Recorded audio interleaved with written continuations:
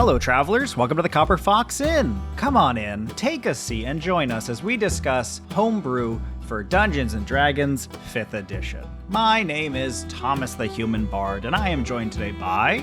Mercy the Tiefling Wizard. Onog the Half-Orc Barbarian. And Bean the Rock Gnome Rogue. Travelers, you know that very, relatable, we've all been there, that experience we've all had, where you wake up and you look at your clock and you realize, oh my goodness, I moved to New York City suddenly after a job offer, and my entire life is kind of thrown into disarray, and so I don't upload to my YouTube channel for a few months. Oh, man, we've all been there, am I right? I mean, who among us? Who among us? I mean, that really did just happen to... Did that happen to you too? Because that happened to me and Onog. Among us. Really? Oh, wow.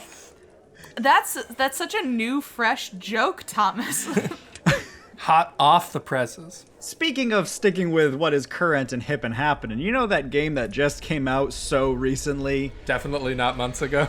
Elden Ring!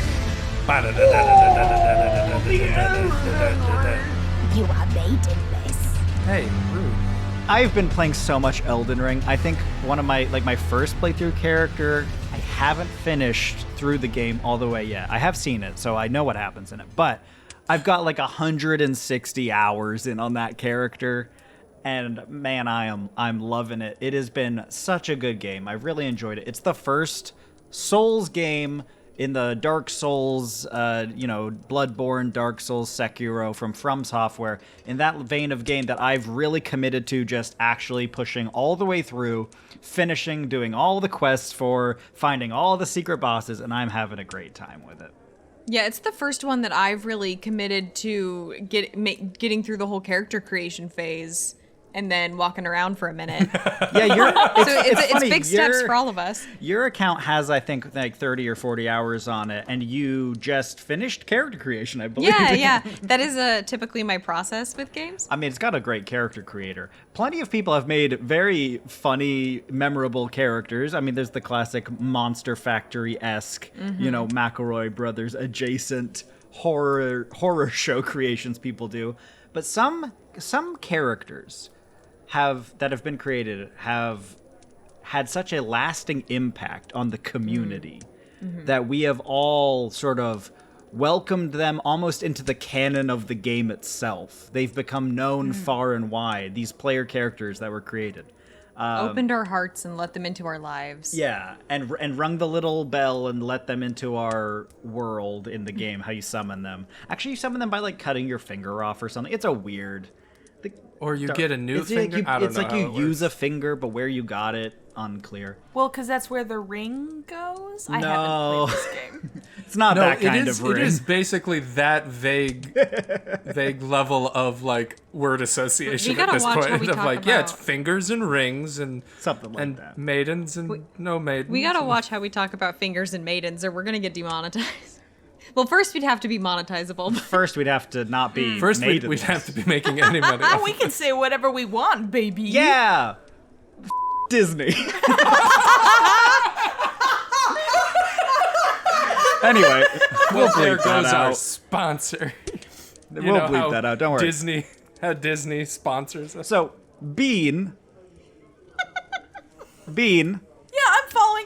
What I know about this game is that there's a turtle. There's a turtle. It's mostly It's a a turtle dog. game. It's a turtle simulator. Okay. In Elden Ring, there's a boss called Melania, the Blade of Mikola, and she tells you that's her name every time she kills you, so it becomes ingrained into your very soul. And she is so incredibly difficult, so punishing, so hard to defeat that it became like a meme in the community of how she feels unfair, they need to fix this, her attacks are too powerful. She has some attacks that they attack 1,000 times in a circle all the way around her. Sure, and there's no sure. way you could possibly dodge them. Her attacks all steal your health and then heal her health bar. And it's Okay. she is just famously the most challenging boss in the entire game. Is the meme a man wearing a fedora, tipping it and saying Melania? You know, I've not seen a single meme of that bean, and I am surprised because that's a great meme, That's not actually. bad. That's not Milady. bad. That was the Yeah. first thing I thought That's of. very good. Probably that it's not 2009. That's probably the reason that we haven't seen the fedora. Yeah, come on, I thought Bean. we were throwing it back. Stay hip and modern like us. My knowledge of the internet is from 2009, like It Badgers. did not. Like I don't it know. did not proceed to develop after this. Yeah. So in the game, when you go to a boss room, you can summon sometimes an in-game character to help you fight the boss, or you can ask a real player to come help you fight the boss, like another player in the game. So yeah, they'll leave their calling card, and if they're playing the game, they'll get a little notification saying someone needs your help fighting this boss. Okay. And when you see their sign, it will tell you their name, and it will show you a little ghostly version of them. Ooh. That shows Like a off Tinder. It shows off their armor set, their weapons that they have equipped to show you like, oh, that'll be useful because they're a wizard and I'm like a knight, so it'll help like balance some of the things I can't do or something like that, right? It's like a Tinder profile. You can go to each of the little marks and be like, do I want this Who guy? do I want to not come help me? this- Yeah, definitely. So, this has all been the preamble to explain to you, Bean, that there's a character, a human being. He leaves his profile, like his calling card, outside of Melania's boss room and Melania's boss room alone. That's the only one he leaves it at. And his name is Let Me Solo Her. Oh, okay. So he wants to come in and you don't fight her. He wants you to He summon fights her him for and you. let him do it alone. Okay. And you this is can a- just take a seat, you can have a drink, go get a snack. He says, I'll do it. Let me solo her. This is a real. Yes, this is a real guy. Let me solo her is Klein Suboy, who is a player who plays Elden Ring, and that is their actual name. And they have gone online and said, hi, this is me, and they provided the verification. They are the one helping everyone defeat Melania, the Blade of Mikola. Dang. And honestly, it's not like it's a bunch of different people doing this because nobody else could do it. It's the It is hardest fight. so like, hard. And no it one's is- as good as Klein. Yeah. People have described Let Me Solo Her and their artistry and the beauty of watching them go to work on this impossible boss, and And here's the thing. it is beautiful to behold. In Elden Ring, there's a bunch of ways to solve a problem. You can use magic, you can use a big shield, a lot of heavy armor, all kinds of stuff. This person goes into battle naked with only a loincloth and a jar on their head for a helmet and two katanas. And that is all they use. They don't just have got an anime, baby. no armor, just a pot on their head. They are just raw skill. Raw sex appeal is what I would say. Oh, okay. We So- could sexualize them if you want to. I mean, I'm just saying they're very powerful and capable. What's Yeah. not sexy about that? So, Fair. on this episode of the show, we are discussing a monster stat block created by user Death Monkey, posted to the subreddit r/unearthed arcana.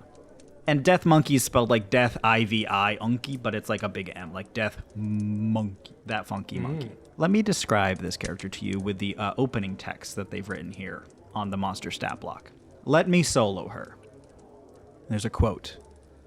I fear no man, but that thing, it scares me.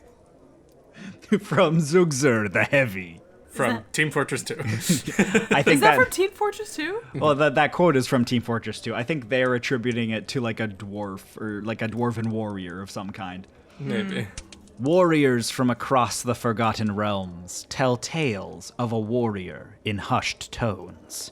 He arrives in times of great need, desperate times, when all seems lost. He will appear. Clad in only a loincloth and a jar covering his face, he appears, bowing and speaking only the words, "Let me solo her." He charges into battle with his dual blades and can turn the tides of battle single-handedly. His ability to avoid attacks is otherworldly, as though he has the ability to predict where the blow will land and simply remove himself from danger.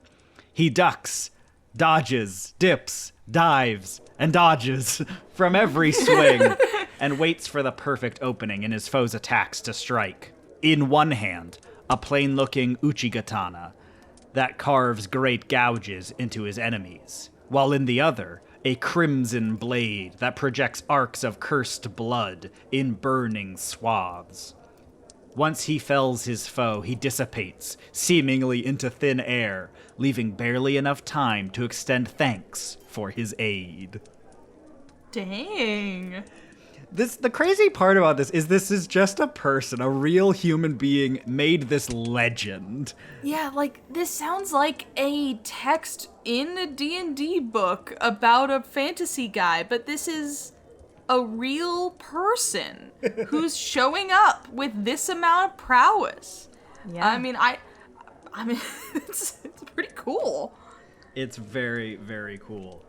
So, there are some special equipment that this character has, which we'll talk about first, and then we will get into the actual monster stat block for D&D 5th edition, for when you want this character to show up in your game, hopefully as an ally, because I wouldn't want them as a foe. I mean, I think it'd be safe if you're not Melania. Well, see, the problem is if they were an enemy NPC in a D&D campaign, then their name would be legally changed to "Let me solo them."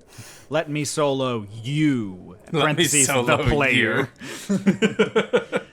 So, the two katanas that this character holds, one is called Rivers of Blood, and the other is simply called Uchi-katana. These are both real weapons in Elden Ring this character wields, and they've tried to capture some of their unique qualities, but in a D&D sense. So, Rivers of Blood, weapon, legendary, requires attunement. Weapon of Okina, swordsman from the land of reeds, a cursed weapon that has felled countless men.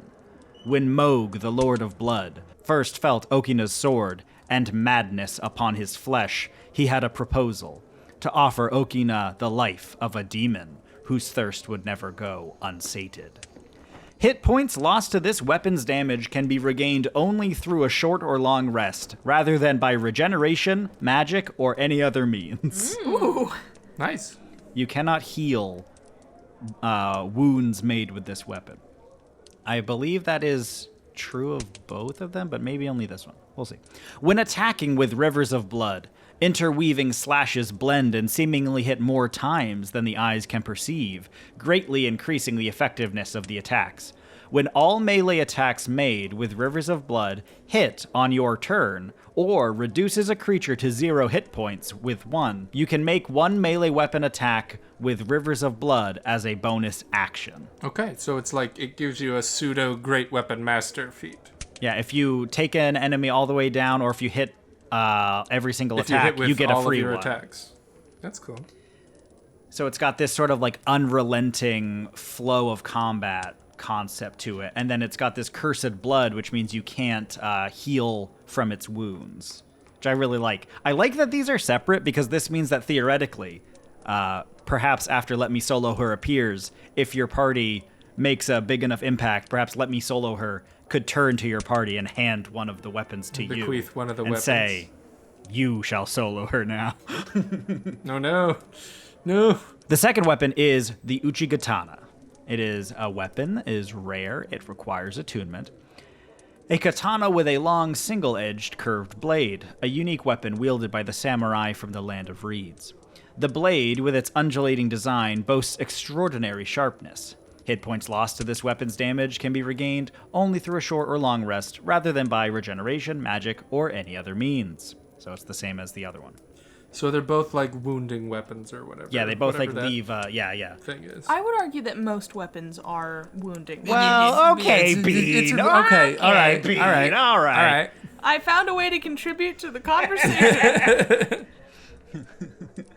Once per turn, when you hit a creature with an attack using this magic weapon, you can wound the target. This is now the actual wounding, like in wounding weapons in the DM's guide. At the start of each of the wounded creature's turns, it takes 1d4 necrotic damage for each time you've wounded it, and it can make a DC 15 Constitution saving throw, ending the effect of all such wounds on itself on a success. Alternatively, the wounded creature, or a creature within 5 feet of it, can use an action to make a DC 15 Wisdom Medicine check, ending the effect of such wounds on it as a success. So it's like you're giving it the condition wounded with like a capital W. Yeah, because that's Sort of in a wounding way. weapons are a type of weapon, a type of magic weapon that does this effect. It like gives you a stacking, like necrotic damage for every wound that they've gained from that weapon. So those are the weapons that Let Me Solo Her has. Now we can move on to its stats. Oh, first off though, there's beautiful art here. This art was created by Lautaro Havlovich, and it's just fan art of this character That's amazing. that was posted online. Yeah, it's this whole lore that's built up around it. It's incredible. In just a month or so. Here's where we get into some incredibly interesting stuff. Let Me Solo Her. Medium, humanoid, human, chaotic, neutral. I feel like that fits. I would maybe accept true neutral, but the energy is very chaotic. Yeah, that's chaos. The vibe. The pot on the head, the no clothes, Yeah. they're reveling in the chaos of No it. shield, no armor, double katanas. That's Double chaos. katanaed up on a Thursday afternoon. It's almost like lawful chaotic of like I must do it in this specific chaotic Oh, way. yeah. You're right. Yeah. It's so funny. Armor class 16, natural armor. 16, you might say, but I thought his whole thing was that he's so hard to hit. We'll just wait for it, folks. Hit points 121, speed 35 feet, a 20 charisma score, but specifically a plus 17 to intimidation. And under languages, it says understands common but does not speak. And condition immunities is immune to being charmed and immune to being frightened. Yeah, that's so good. So this I like that passive intimidation to 27. the plus 17 intimidation without the ability to speak, just standing there. He's just Menacingly. standing there menacingly. Oh, that's incredible. Amazing. Yeah. I also do enjoy the plus 12 to acrobatics just for Dark Soulsy games in general. Just doing your tumbling routines. Gotta do your somersaults. Yeah. You gotta. He does have a 20 to charisma just for his raw presence, I think. I mean, you were deeply affected by I his raw am. sexual power, so yeah. Who wouldn't be? Who among us? Once again.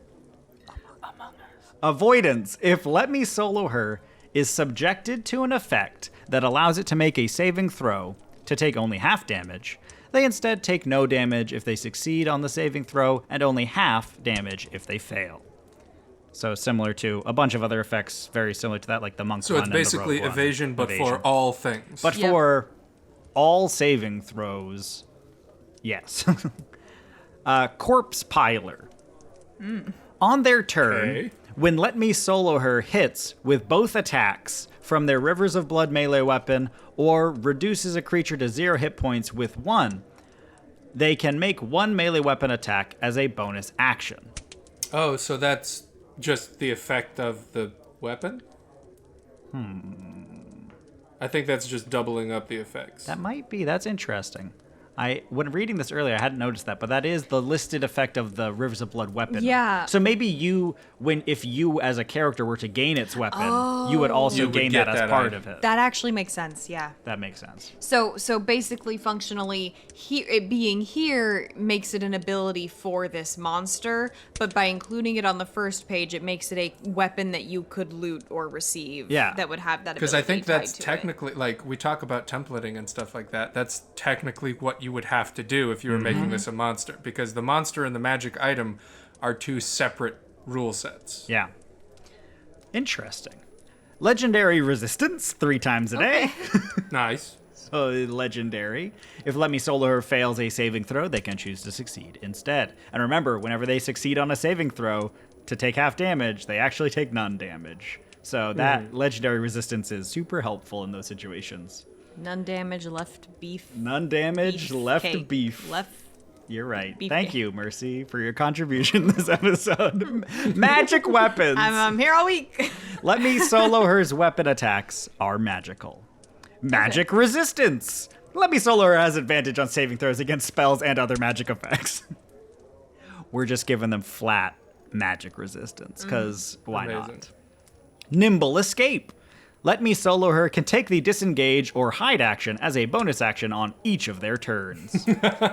So kind of a roguish element that we've stapled onto this character, but it also lets them like fly through the battlefield from target to target Oh yeah. as much as they want, I dodging mean, us- and diving between the attacks. I mean, us rogues are the classic evaders. You know, I can't die if you don't get hit, if you know what I'm saying. Can't die if you don't Get hit. get. Yeah. Correct. Okay. Sure. Yes. Yes. Yeah. I feel like you thought that wasn't right, Mercy. That But it's was a truly sentence. you Sounded who is like the got like a hit. double negative that reversed it, but no, it did make sense. Yeah. Carry on. It's because of the can't don't. Can't don't. It's because of the can't. Can't don't stop, won't win. It's because of the Hey. can't don't left beef. Rapid Strike. If Let Me Solo Her takes the attack action on their turn and has advantage on an attack roll against one of the targets, they can forego the advantage for that roll to make an additional weapon attack against that target as part of the same action. Let Me Solo Her can do so no more than once per turn. So that's basically the Samurai Fighter ability. You gain that as a Samurai Fighter. When you have advantage, you can swap it out for a free extra attack on that person. I mean, that makes sense that we've got the samurai fighter meets rogue. That does seem to be the vibe. It's and kind of like also they've stitched abilities. those like a high-level rogue, a high-level samurai, kind of stitched And them also together. a barbarian.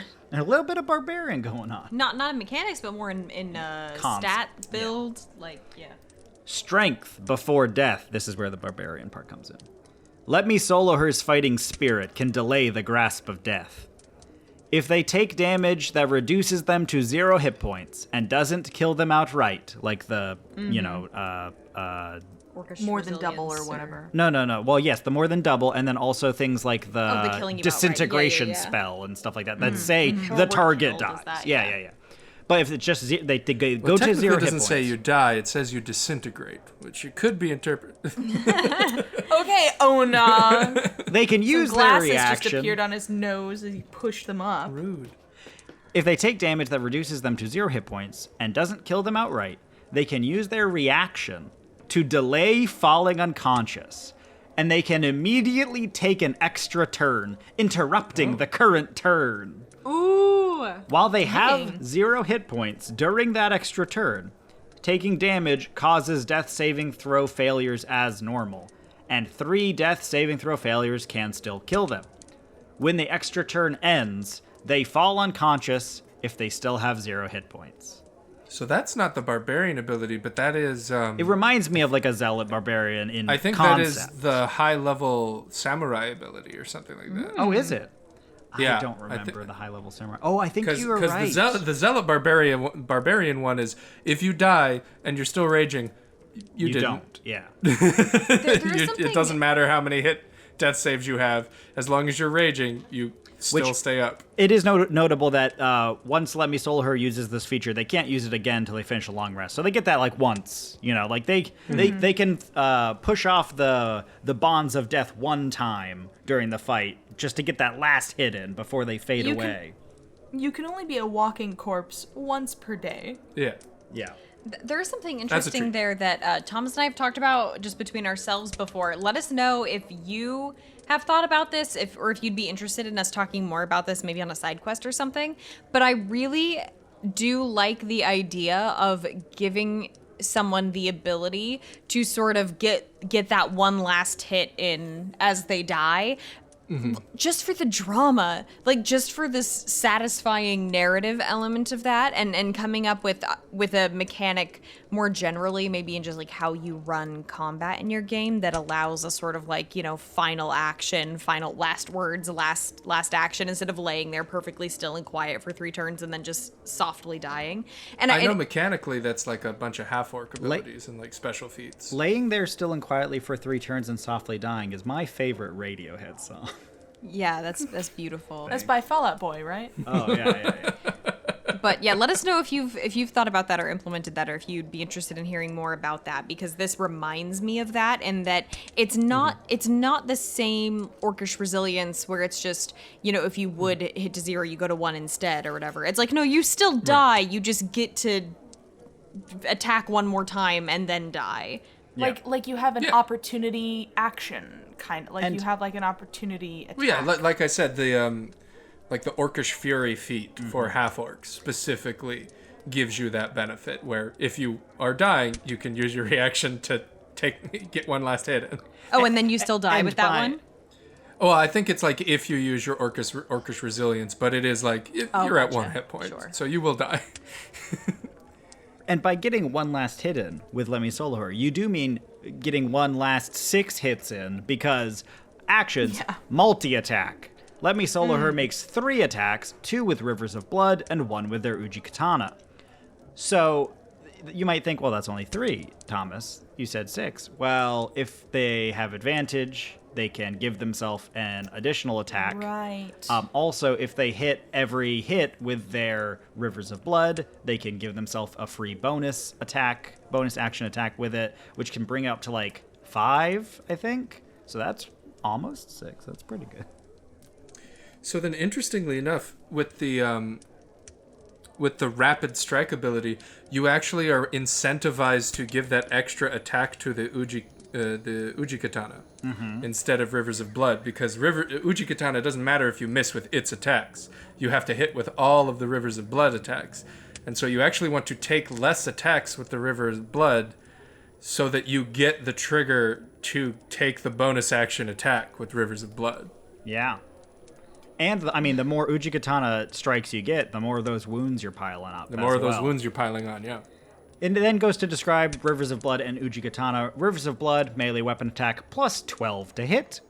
Reach 5 feet, 1 target, 10 slashing damage, or 11 slashing damage if used with 2 hands, and 22 fire damage. Pretty nice. With a plus 12 to hit, it's going to be tough to not hit most things. It would have to be a pretty powerful enemy to be missing often with Rivers of Blood. Yeah. And then same with the Uji Katana, plus 12 to hit, reach 5 feet, 10 slashing damage, or 11 slashing damage if used with 2 hands. And then it restates the hit points lost with these weapons can only be regained through a short or long rest, rather than by regeneration magic or other means. And it restates the Uji Katana's wounding ability in that stat block as well. And finally, we come to the reactions. So this is one part where I have a little bit of question / feedback for Death Monkey Homebrew. The reactions are as follows. The first is parry. Let Me Solo Her adds 2 to their AC against 1 melee attack that would hit them. To do so, Let Me Solo Her must see the attacker and be wielding a melee weapon. Sure, that bumps it up from a 16 to an 18. That's not too bad. It's like shield. Like a mini shield, right? Just like a really bad small shield. Well, Yeah. it's like a shield. It adds plus 2 to your AC. But it's not like the It's like- spell shield, which is much Right. better. Which adds plus 5 to your AC for the turn. It's Yeah. like if you cast shield, but instead of the effects of shield, you just equipped a shield for a split It's just second. a shield fell from the sky and then interposed itself between that one attack and then kept continuing falling through the floor. It's like when your barbarian says, I cast shield, and then just picks up a shield. So that's cool. That's fine. That works for me. The second one, though, you might notice this, Onog, or what I noticed with it, because of you've mentioned this before on a couple of homebrews we talked about. I'll see if all of you guys noticed this. Supernatural dodge. Let Me Solo Her deftly dodges away at the last possible moment. They take no damage from an attack made against them, provided they can see the attacker. Okay. So that's interesting that has the exact same action economy requirements and setting requirements as the previous reaction, but one of these things is infinitely better than the other.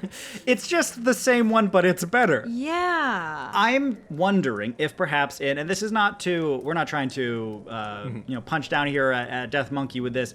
Happens to all of us where we overlook a wording or something. I'm wondering if there was a wording that allowed both of these to have their own unique uses, and that at some point in the, reworking, the polishing, that was changed or missed or added to a different section. Because right now, why would I ever parry when I can supernatural dodge? I Well, get one reaction every round.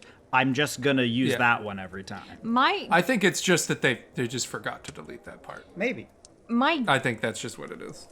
My guess when I saw parry under reactions was that it was going to be something that let you, add 2 to your AC, and if that successfully blocks it, you instead retaliate. You get a hit in on them. So you risk later attacks. Which so that would way, make sense to you me. could choose between, do you want to just not take the damage and supernatural dodge, or do you think you can block it with just a +2 to your AC and then get a hit and retaliation in? Did they roll not high enough for you to have to use your supernatural dodge? They only were going to hit you by 1 point, so you're going to get a free attack on them, basically. And I also totally understand with the source material, because I haven't played the Soulsborne games much at all, but I've watched a lot of people play them on Twitch, and parrying and somersault dodging are both noble elements of the history of these games, and so I totally get wanting to include those both. Noble and ignoble. Both noble colleges of study in the Dark Souls community. I wonder if parry, and maybe this is too much, I wonder if parry, if you changed it so that they didn't even have to see them. If that That'd makes be sense. fun. It's also, Because it could be... for the supreme dodge, you have to be able to see them, but with parry, you're just wildly swinging into the night. Yeah, like that if for some reason you were able to blind them, or if it was dark. And the only then real all they- difference between them that I've noticed is that supernatural dodge can dodge ranged attacks, whereas parry cannot. It says just dodges So away it's from just- an attack, whereas parry says against one melee attack that would hit them. So it's just explicitly worse in every way. Yeah. Well, and see, that's what I'm saying is, like, even if you can't see, but you can feel that a melee attack is hitting you in that kind of Aikido way of just sort of, like, redirecting it, you just don't take as much damage. It would Like, make sense to me to almost swap them a little bit, where parry could be used on any attack, but it has to be, you have to be within the AC limit, but supernatural dodge is only melee attacks that you can see. So now it's like, there's a use case for both of these. If they shot an arrow at me, I can't dodge it because it's not a melee attack or whatever. But right now, how it's been balanced out, supernatural dodge is just better in every situation. What I really enjoy about this stat block is that it is a balanced, terrifying enemy without being a meme of being challenge rating 500 with 30 attacks and immunity to all physical damage. It is actually a well thought out and well constructed enemy that would be a very tough challenge for a group of adventurers, but not an insurmountable one. And it seems very insurmountable to me. I think if I saw this enemy, I'd probably just dive roll many times away. Am I doing Dodge this action. right? Well, Dodge you're action. you're a Dodge rogue, action. that's correct. Yeah. Yeah. I mean, I just do that anyways. One thing that I like about the design of this monster from a purely like D&D perspective is that the stats align more with like a high level player character than they do with a lot of like monstrosities or something, because you'll see a lot with really high level D&D monsters where they'll have so many hit points but not as crazy high of an AC, and they'll have a bunch of legendary abilities but not as many like martial abilities. And I like that this one, like 121 hit points is like a reasonable amount of hit points for a player character to have at like, what is it, level 17? Like that, like that checks out for, depending on the class. And and I feel like a lot of the abilities that this monster has feel like abilities or magic weapons that a player class could have. And I like that when you want a D&D enemy to feel like a powerful person as opposed to like a monster in... not mechanically, but in a more like flavor way. Where it's like where when you as a player, if you're familiar with D&D, see a guy coming up to you, this is how you might expect some guy to function in the game as opposed to a literal monster. And I just think that's good design for when you want it to feel like just some guy. When playing Dark Souls games, there's talk about the two schools of boss design thought, which are horrible, unknowable, eldritch monstrosity that haunts your nightmares, and a guy. a regular-sized man. And honestly, in Dark Man Souls with a sword history, and this gun I found. in Dark Souls history, a regular-sized man with a sword is the scarier of the two things to see in the boss room. You see a horrible dragon with like teeth for hands or whatever, and you're like, okay, sure, I can take this. You just see a guy and he gets up and like cracks his neck once. You're like, nah, I'm out. Nope. I cannot handle this. That is Let Me Solo Her by Death Monkey Homebrews. Thank you so much, Death Monkey, for your work on this. I had such a blast when I first read this. I wanted to share it with everyone. I did first read it a few weeks ago right when Elden Ring came out, and it was a little bit more topical, but hey, we got to it eventually. The Copper Fox Inn. We'll get there eventually. I just want to know. We'll get to it eventually.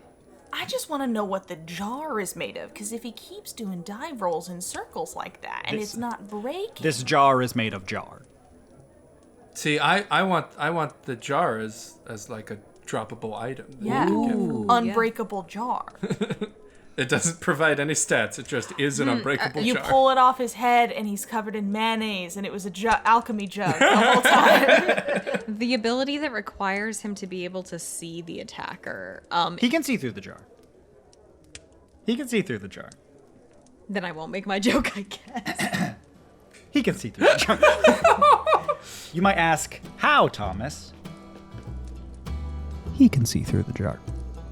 That's Let Me Solo Her. Thanks so much for listening, travelers. If you enjoyed this homebrew, let us know in the comments below your thoughts.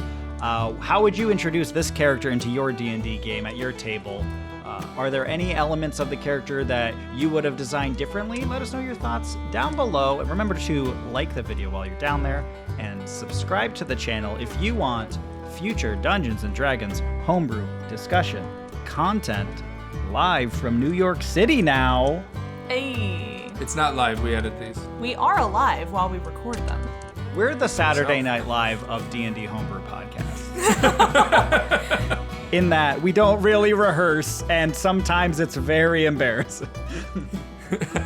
Sometimes it just goes on for a little too long. Join us next week for our co-host Ryan Gosling. Yeah, Ryan.